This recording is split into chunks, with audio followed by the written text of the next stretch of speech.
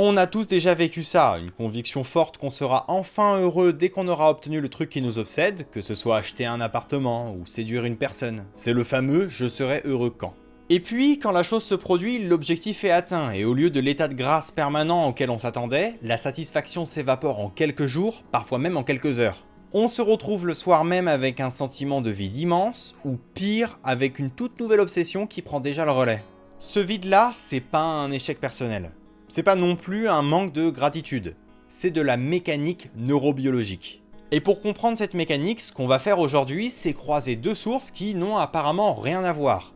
La première, c'est la philosophie d'Arthur Schopenhauer au 19e siècle, et la seconde, ce sont les neurosciences.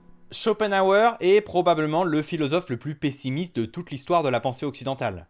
Son ouvrage le plus célèbre, c'est Le monde comme volonté et comme représentation. Il repose sur un concept qu'on appelle la volonté, avec un grand V. Attention, hein, c'est pas la volonté au sens ordinaire du terme. Il s'agit pas de la motivation pour aller se lever ou courir à 6 heures du mat'. Non, dans sa philosophie, c'est quelque chose de beaucoup plus fondamental, et aussi de beaucoup plus inquiétant. La volonté, selon Schopenhauer, c'est l'essence intime de toute chose. C'est une force aveugle et sans but, qu'il décrit comme affamée, toujours en manque et jamais rassasiée. Et la conséquence de cette faim permanente, c'est que tout désir procède d'un besoin, et qu'un besoin, c'est une privation. Donc désirer, c'est souffrir. Peut-être que vous avez déjà entendu cette citation de Schopenhauer.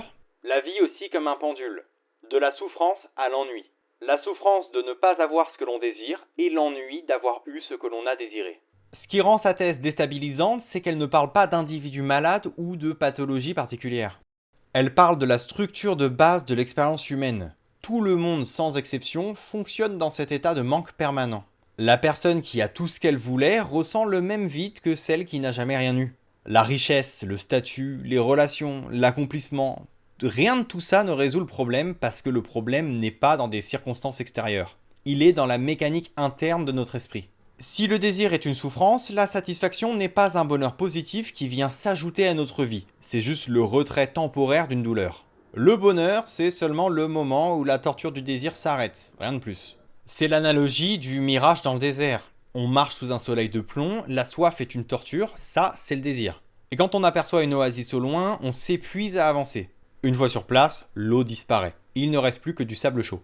Et immédiatement, on aperçoit un nouveau mirage un peu plus loin, et on recommence. C'est ça que Schopenhauer appelle le pendule. On a un état douloureux d'un côté et un vide insupportable de l'autre. On n'a jamais un point d'équilibre stable. Bon, tout ça c'était très métaphorique, non? Mais est-ce que ça décrit réellement ce qui se passe dans notre cerveau? Et surtout, est-ce qu'on peut localiser ce pendule biologiquement? La réponse est oui. Et même assez facilement d'ailleurs. Je vais commencer par parler du système de récompense du cerveau. Il fonctionne autour de deux structures principales, l'aire tegmental ventral et le nucleus accumbens. C'est ce réseau qui génère notre motivation, notre énergie et ce que les neurosciences appellent le craving, c'est-à-dire l'envie absolue.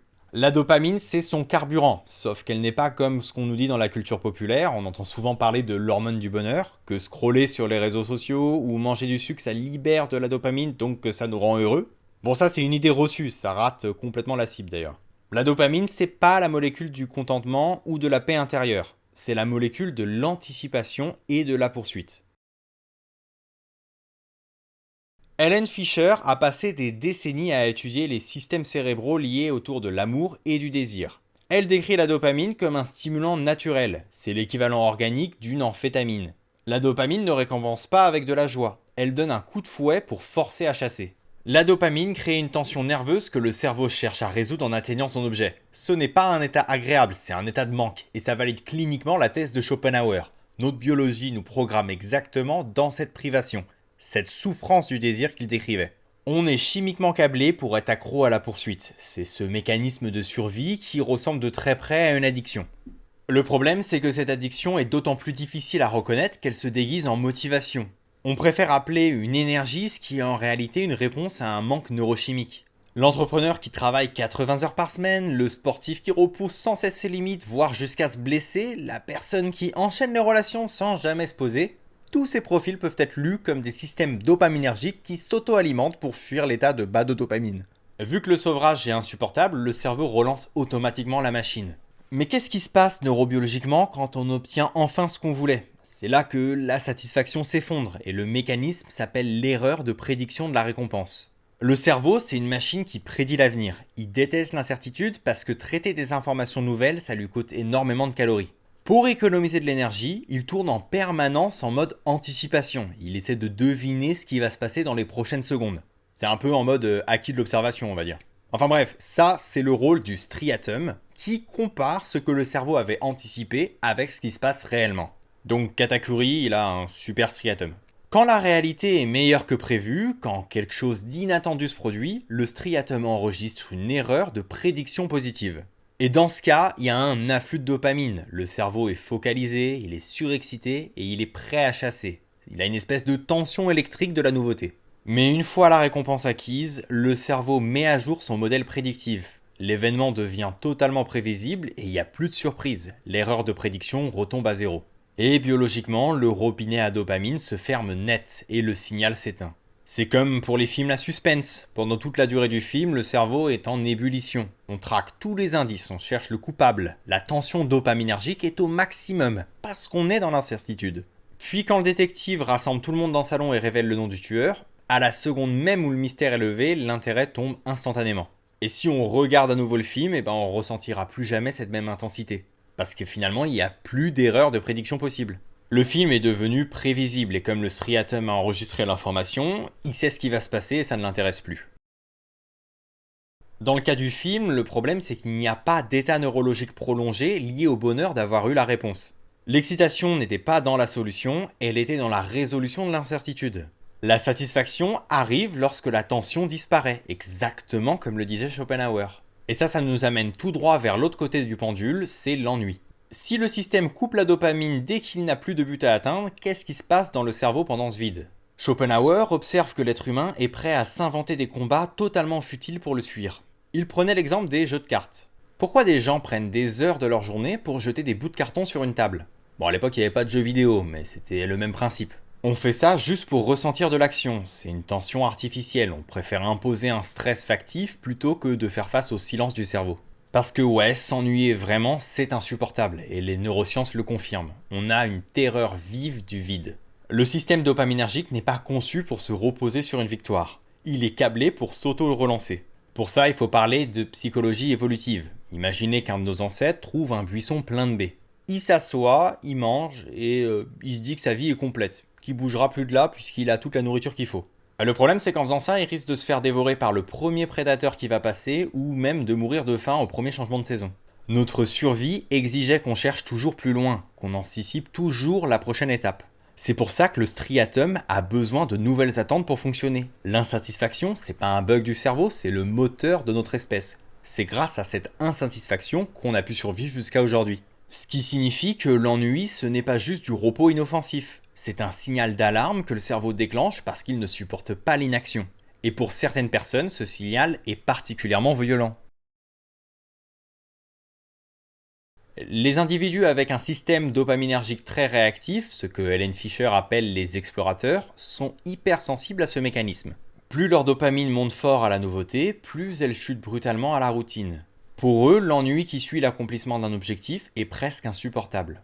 Ce qui les pousse à tout envoyer valser, à démissionner, à chercher de nouvelles conquêtes, juste pour forcer le cerveau à créer de l'imprévu. Les personnes à haut QI apprennent généralement beaucoup plus vite et de façon plus efficace. Une personne qui a un haut QI et un trait d'ouverture à l'expérience élevé aura davantage tendance à s'ennuyer et à chercher de la nouvelle expérience. Et ça, on en a parlé dans la dernière vidéo. Je vous mets le lien dans la description et dans la notation en haut à droite.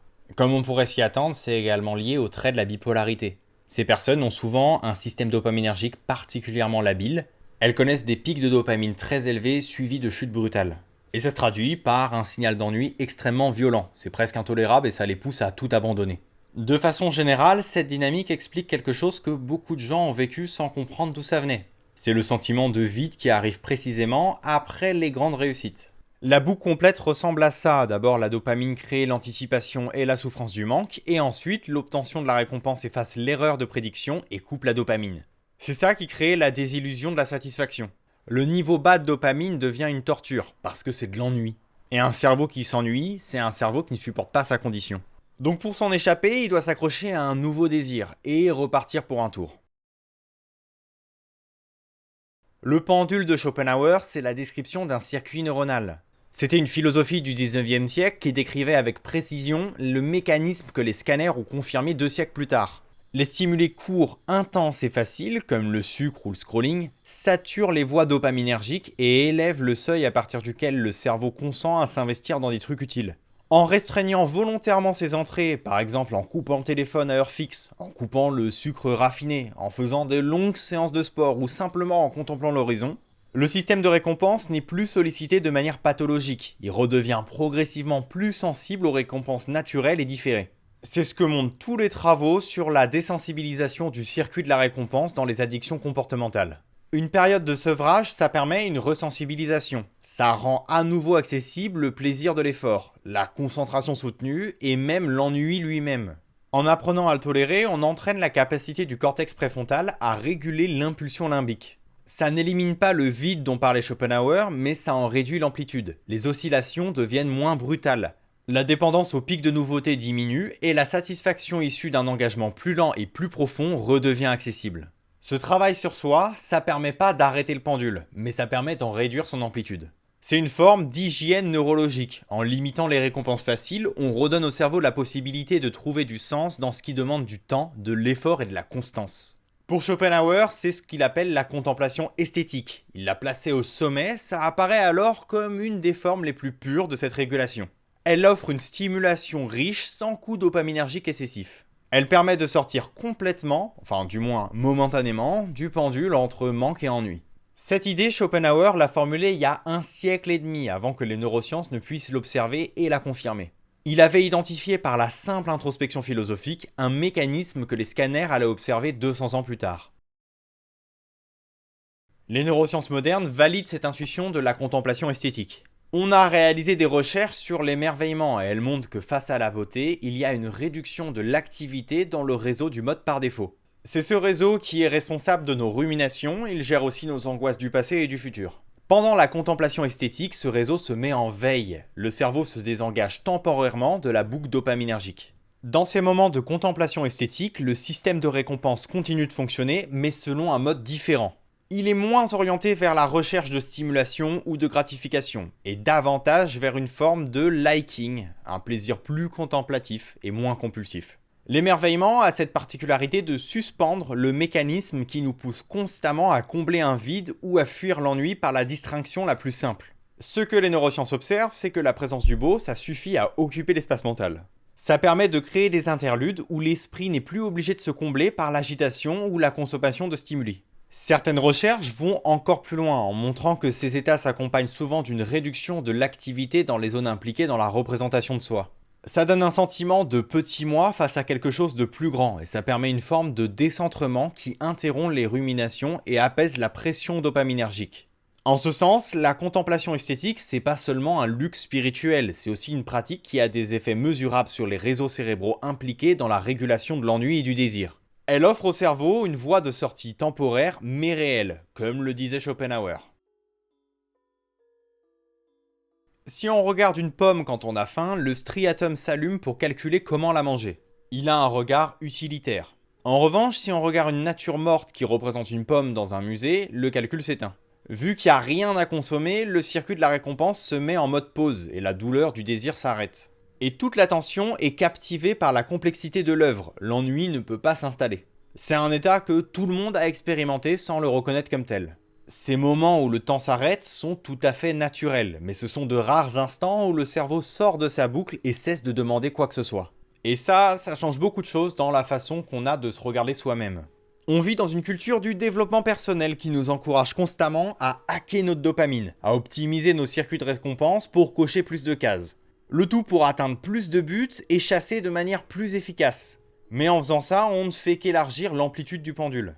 On ne sort pas de la boucle, on ne fait que l'accélérer. Notre biologie nous condamne structurellement à ce pendule entre la quête frénétique et l'ennui. Hacker la dopamine, c'est juste courir plus vite sur un tapis roulant. Et finalement, l'acte le plus submersif face à cette mécanique, c'est apprendre délibérément à débrancher ce circuit de temps en temps. Pas d'optimiser, non, vraiment de débrancher. Mettre son réveil à 6h du mat pour se forcer à s'asseoir dans l'herbe et contempler le lever du soleil, c'est une grande victoire. On fait ça sans objectif, et justement, c'est contre-intuitif pour notre cerveau puisqu'on refuse le jackpot affectif. Il n'y a aucune récompense à atteindre, c'est désagréable, mais c'est de la contemplation. Et à long terme, ça nous fait du bien. Contrairement à ce qu'on pourrait penser, c'est pas de la passivité, loin de là. Ce qui serait de la passivité, ce serait plutôt se lever à 9 h et regarder son téléphone tout de suite. En mettant en place ce genre d'action, on reconnaît que la biologie a des limites. Et les contourner, ça commence par ne plus leur obéir. Merci d'avoir regardé ma vidéo et merci d'être toujours plus nombreux à regarder ma chaîne.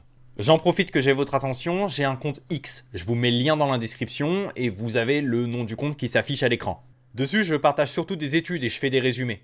Je vous invite à vous abonner, c'est assez intéressant quand même ce que je poste, et ça permet de varier un petit peu mon contenu, de développer d'autres choses que j'ai pas forcément le temps de publier sur YouTube. Bref, on se retrouve bientôt, je prévois de publier à peu près une vidéo par semaine, tout en gardant en tête des projets beaucoup plus longs, qui eux vont être publiés, on va dire, une fois tous les mois ou tous les 2 mois. Allez, je vous dis à la prochaine.